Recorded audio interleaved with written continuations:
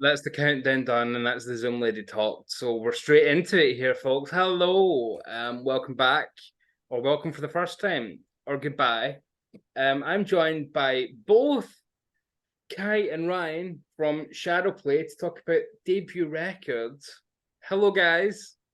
Hello. Hello, how are you? Oh, doing fantastic. How about you? You don't want to hear it. You don't want to hear it. That'll be a separate video. So we're going to be talking about behavioral futures marketplace.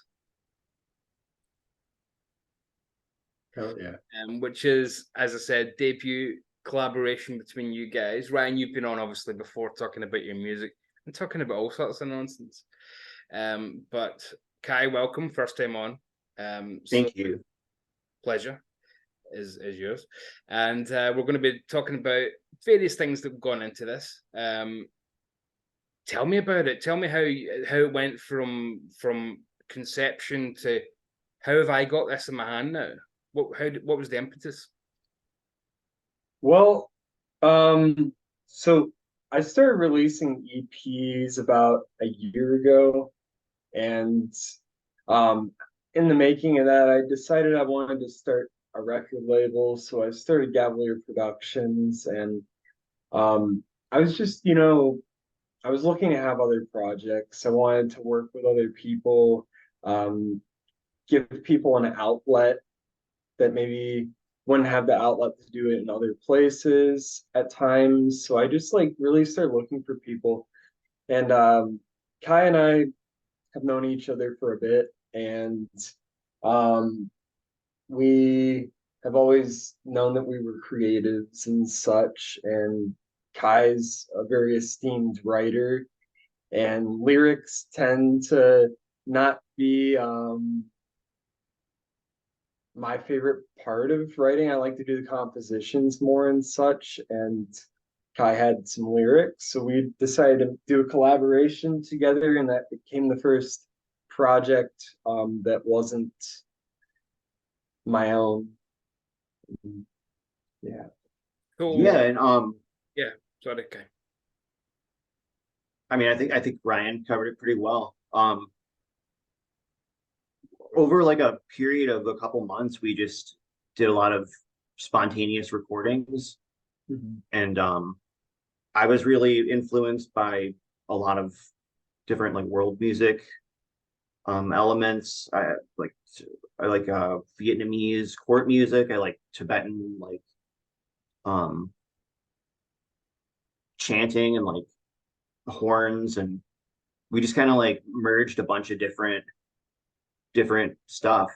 Yeah. And then on my end, I just at the time was learning a lot of new techniques with recording to like Kai kind of pushed me to get more into sampling and such. And so I started doing a lot of sampling of my own instruments and of vocals that we did and such, to give it a bit more of a frantic feel, to create new melodies with it, to create cool like bass sounds out of voices and such, to just to really experiment with sound to create new music that was created from something completely different, essentially. Like, and so we did that with some of the songs, and then also I had really been getting a lot more interest in like doing compositions, playing with experimental sounds, different instruments and such, especially because I've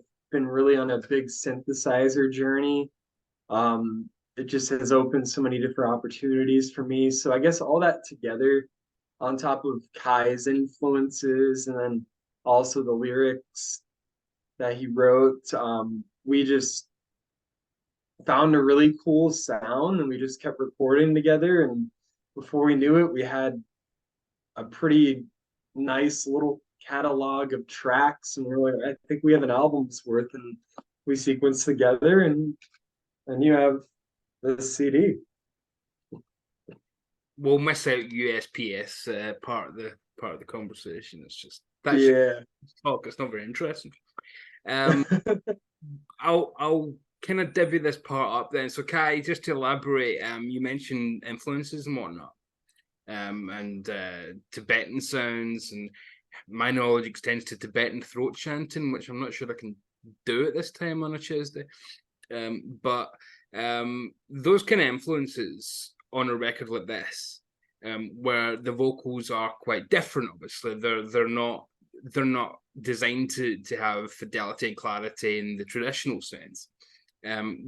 Was that an evolution, or was that something you knew you wanted to put on the record? Was that something that came from playing about, or how did that happen? Yeah, those were sort of like my earliest conceptions of what I wanted, like whatever this experiment would turn out to be to sound like. I think that a lot of these like Tibetan sounds are really metal, and I'm really inspired by people who are performers, people like Diamanda Galas or Laurie Anderson, and I like I think that music that doesn't necessarily have words that you can distinctly hear can sometimes be some of the more powerful music, where it's just like all of that emotion is in the voice and the performance and the sound, and those sorts of ideas were something I really wanted to play with. Yeah, I would say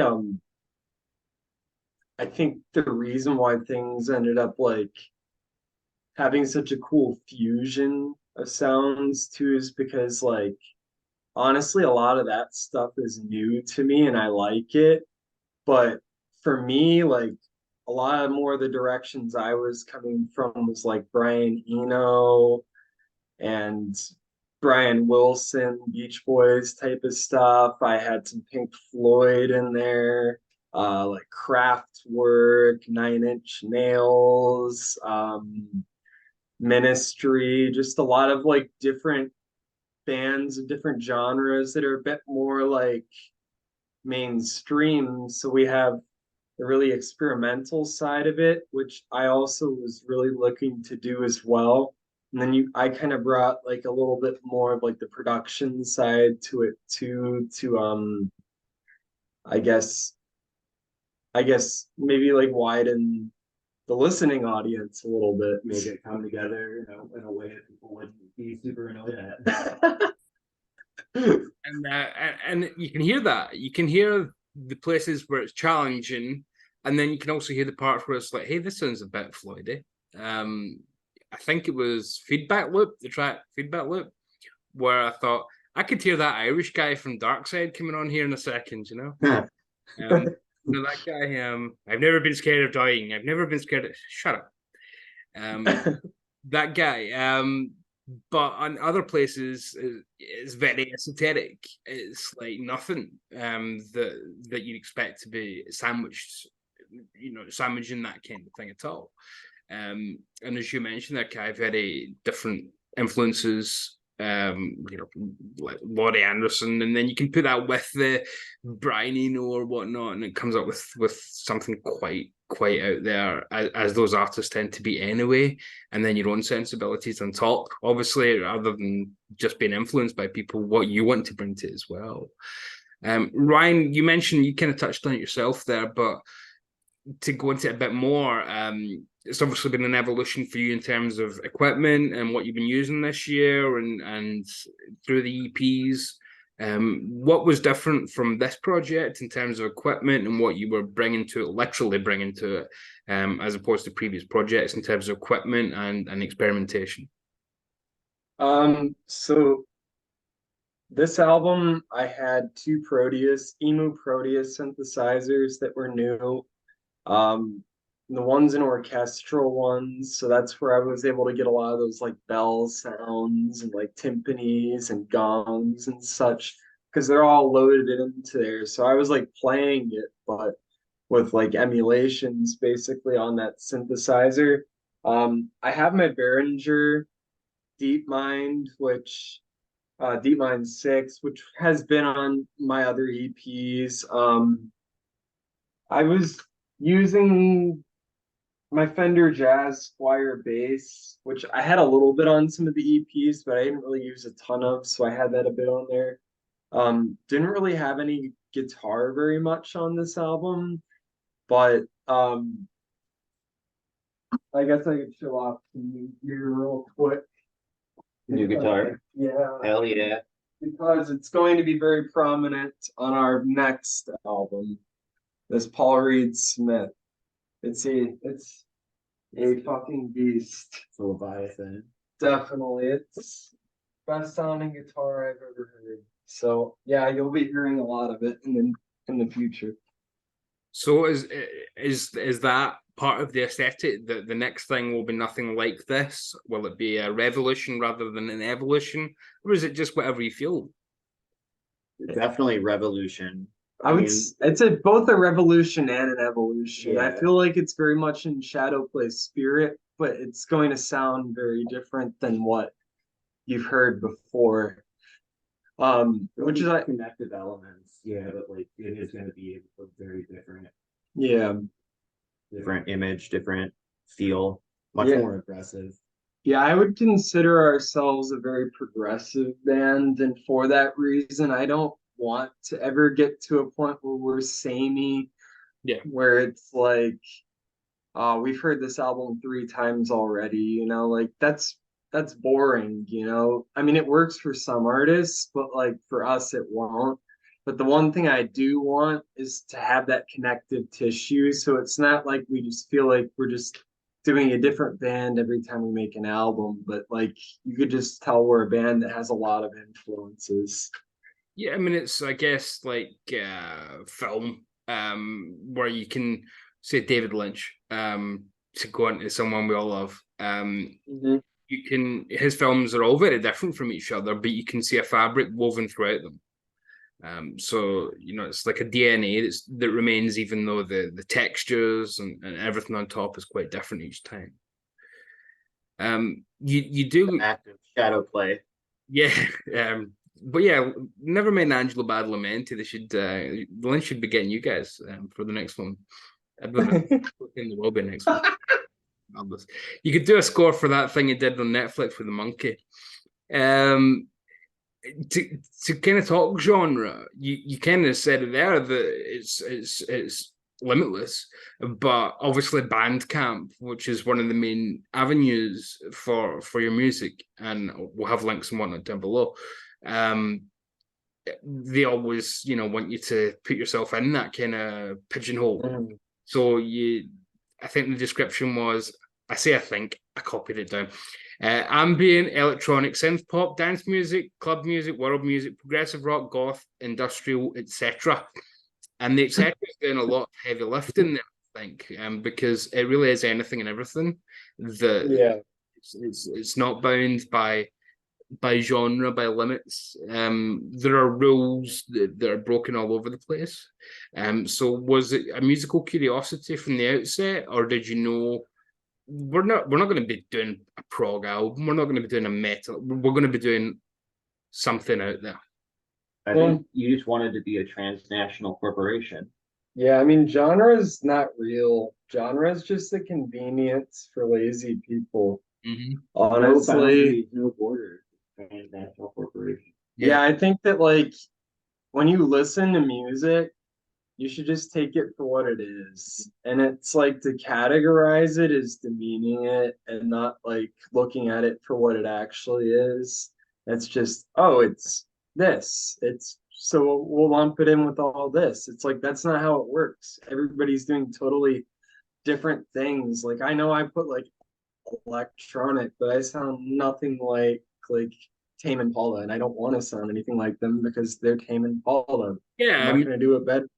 Like electronics, you know, like it covers a lot of ground, doesn't it? And you're right. Genre is handy for one reason only. It's the quickest way to find something in a record shop. Apart from that, what does it do? It doesn't change the sound itself, does it? So I think really the etc. is probably the most important part of that whole description that they made you type up, rather than any one sound or any. You know, it's really just whatever happens. You know, you mentioned a couple of the sounds there, Ryan, especially the bell sound, for example.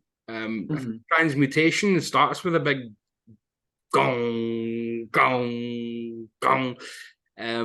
So that's a track where I was like, wow, this is a step up in terms of the sonics from where you were before, in terms of being able to Yeah. create different sounds. In other places, there are parts that sound like a theremin, even though it's just you on the synth. So Mhm. how has that new equipment opened up the soundscape for you? Well, I would say this album in specific, it was partly the new equipment, but also really learning how to use my old equipment.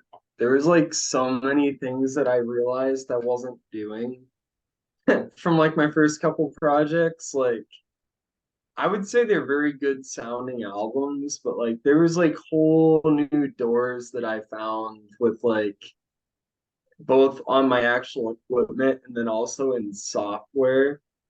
Like there's so much I could do for production, so much I could do to really nitpick the sound to be how I want it.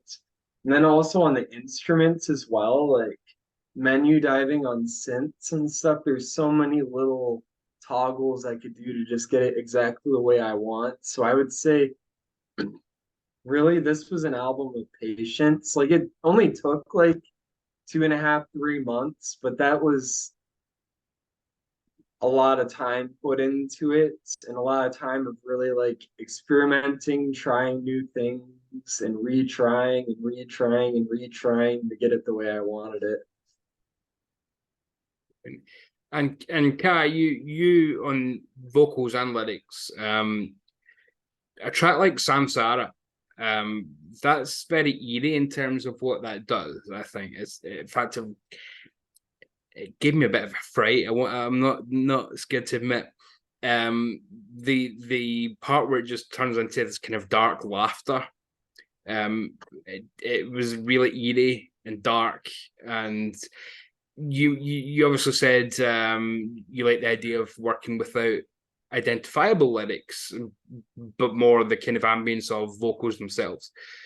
So was that something you were conscious of, kind of setting the atmosphere via the timbre of the vocals, if you will, rather than the actual message itself? Yeah, I would say so. What I like about the more open-ended approach of not having really clearly defined words is that people can have a really different listening experience depending on, you know, their own subjectivity. And you know, you heard something that sounded menacing to you, and like to me, that laugh, it's just like it's Bowser in Mario's Kart 64. When he gets hit with the shell, he makes this like gurgling sort of like pissed off laugh, and like that's every as soon as I heard that the first time when we recorded it, I'm like that's Bowser getting his ass kicked. Yeah. So it's just like it opens up people's experience to be whatever it is, and that's something that I really look for in any medium of art. Yeah. And I would also say too, like something about it as well is that sampling definitely like messed with the meaning of some of the songs too, like the ability to like jumble lyrics around, like the ability to add those laughs and strategic positions and stuff. I mean, that laugh was actually like something that was not even while we were recording. It was just like an outtake. And I was just, well, I really like that laugh. And then just like slide it in there. The most significant, I think, parts of it were like outtakes, manipulated outtakes. Yeah. So it's like there was a lot that like, it was like a mix of like, during the performance and then post production, like us sitting there and being like, "Oh, we need to put another laugh in there." It was almost like an editing sequence, like Cinematic. It was very like based yeah, off of kind of like the nonlinear process of that, doing one scene at this moment and then like skipping to another scene, and or like shooting a film too, because it's all very nonlinear. Yeah, yeah, it comes across as being edited that way rather than cinematically edited, rather than just cut up in a few places, like something, throw in a sample here, sample there. It comes across as very definitively edited. Yeah. Yeah, it was just a lot of like trying, retrying, deleting things, putting it back in, like just a lot of experimentation. And I think that's why, honestly, like if I did want to put a label on us, I would say probably experimental music or progressive music, not prog, but like the two, because it's like those are limitless, Yeah, and I like limitless. yeah. Prog's a four-letter word, as we know. Um, Yeah. yeah, a lot of them just stop progressing. It's part of the problem. Um, and then a track like, say, Luminous, which is the closer of the album. Ryan, I remember 6 months ago, probably having conversations with you randomly one night about trip hop and the beats and whatnot, and I could hear it all over Luminous. Oh, Mhm. but not in terms of, oh, this just sounds like Massive Attack or it sounds like Tricky. Didn't sound like anything consciously trying to emulate. So it kind of takes us back round to the idea of, yeah, you're in that kind of zone of thinking about it one night, but then the next day you've come up with your own interpretation of it. Yeah. Well, that song honestly was very minimal editing. Mm-hmm. That was like most, that was like a very like emotional moment composing that song. There really wasn't takes. It was just, it was very much a me like almost like losing any sense of ego and like losing sense of myself and just going with it and just letting the instrument take me. And so like it was just there. Like I was doing the drums, I was doing the synth parts, it was just very much, and then like yeah, it was just very much me just like improvising honestly, but it came out beautiful and that's why I put it on the album originally. Like that wasn't a Shadowplay track, it was just something I did, but I was like this really fits on this album, so I put it there. Um and yeah, I would say like bands like that, I love all that stuff and I take it as like notes, like I listen to it to like learn how to do things, but I don't want to be any of those bands. Like they've already done it, like I really have like kind of like a free jazz aesthetic a lot of the time when I'm composing. It's like I mean, some of my favorite albums are like John Coltrane albums during like the Impulse era, like like Sunship and shit like that. Like that's beautiful. And that was like mind blowing to me when I heard songs like Dearly Beloved and stuff. Like, I don't know. Like, that's like the avant garde that I really love is like free jazz and shit like that. Yeah.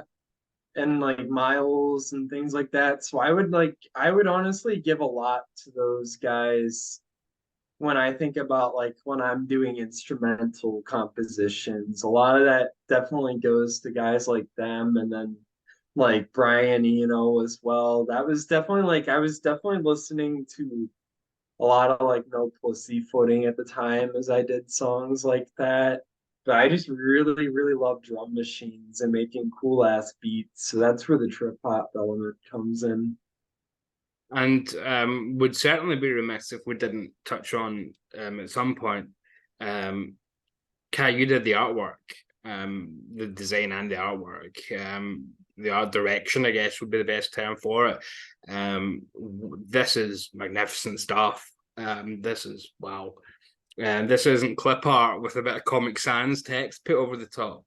What went into this?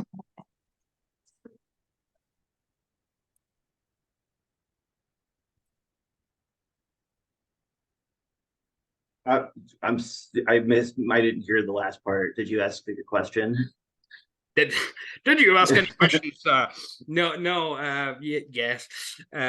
Basically, what went into this? How did you come up? Yeah. So, I'm really ADHD, so I just have like a lot of things in my mind at once. Like when I interact with any one object, I have like 10 other fractals of objects sort of symbolically associated with it. like I like metaphors basically to my own detriment. And so that's what I look for in art, but I like to capture a lot of different complementary images that are really stark and different, but ultimately like lead towards a balanced composition. That's fascinating because this kind of points you that way in terms of artwork, because here's the initial thought where your focus is, but then the black and white parts are like everything that's spawning off from it. So you're drawn obviously to the main color image, which for certain reasons, but then there's all these other pieces of imagery that evoke different things when you look at those. Well, it's like, I mean, it's the portal of life, right? So going through that, we can associate anything with what we want to experience. It's yeah, I mean, and the way that it cuts off and things and wraps, I love that it doesn't feel the need to be complete images. Yeah, it's fragmented. I love it to bits. Impressions. Yeah. The one thing that I asked is that we did have some black and white imagery on the album cover, because I think it's my favorite. Same with tattoos. I've always gotten black and white tattoos. I just like it for photography. I like it for film. But I also do love color. So it was a good compromise. We got those vibrant colors in the center, which I think are extremely effective and well done. And I mean, that's like, honestly, when I saw this album cover, I knew that this wasn't just like Clip art. It wasn't just like some amateur band. This was like an album cover that you could like put in magazines and people would be like, holy shit, that's cool. Yeah, this is catching your eye, isn't it? And well done. More importantly, making you think. Yeah. It really is evocative as hell. Very Cronenberg for some reason. The main image, it's got that Cronenbergian. I don't want to say body horror. It's more just as you said, kind of evocation of life. Because there is the kind of full spectrum there of decay and birth as well. Yeah, so it's wonderful stuff. So this is, I probably should have said this at the top. It's dropping tomorrow. And we'll have again links below. But what is the immediate plan for what you're going to do with it? You're going to see what the lay of the land is, and then you've already talked about ideas for album 2. So is that already a going concern? Or are you going to give it a few months, or how are you going to take it? We're recording now, and we're working on music video compositions and other like short, sort of brief, like short film-esque promotional stuff. Yeah, but we're already working on album 2, and I have to say I'm really impressed with the direction that we're going. It's something I've always wanted to do, and I'm really glad that we're doing it. Me too, honestly. I've always wanted to do black metal. Oh, you're just gonna fit. No. Why don't you do Frog? I'm just kidding. So black metal, solid bass, I think. So you are obviously recording that, but then you mentioned you're also looking at like music video or whatever you want to call it, short film for this as well at the same time. Yeah. No, we're getting stuff together for promotion for the CD. I mean, for the album. Like we have a Bandcamp, we have Instagram for Shadowplay, we have Instagram for Gavalier Productions, Facebook for both. We have Twitter for Shadowplay. We call it X now. Yeah, X. That's so dumb. Yeah. We have a ton of stuff right now. And then also, all the video promotions. We were just discussing eventual merch too, other than the CD, which you can purchase on Bandcamp. under Shadowplay, but yeah, we're just thinking about cool stuff we want to do over time, different promotions, but really right now my main focus has been album 2. I've been starting to do some mixing on some tracks that we've been recording and such, some editing. We'll definitely be recording right after this interview too. Like that's the plan. Like we're pumping this out, and it might take some time to like actually release it. I think we want to have a little time in between, but we're also working on other projects too that we have been thinking about as well. So like I don't know. We're very creative people that have a lot to say and a lot to create. So there's plenty more coming from Shadowplay and other projects. Shadowplay and other projects. That sounds like a good box set name for the perspective. Are there any closing thoughts? Anything that you want to cover that's not, anything you want to throw out? Either of you? I want to shamelessly plug my Instagram because I post like some of the other art projects I do with like outtakes of album artwork and then other similar stuff, collage art. It's my name is Live Laugh Love Incorporated with underscores between each word, Inc. Live Laugh Love Inc. Yeah, that's all I got.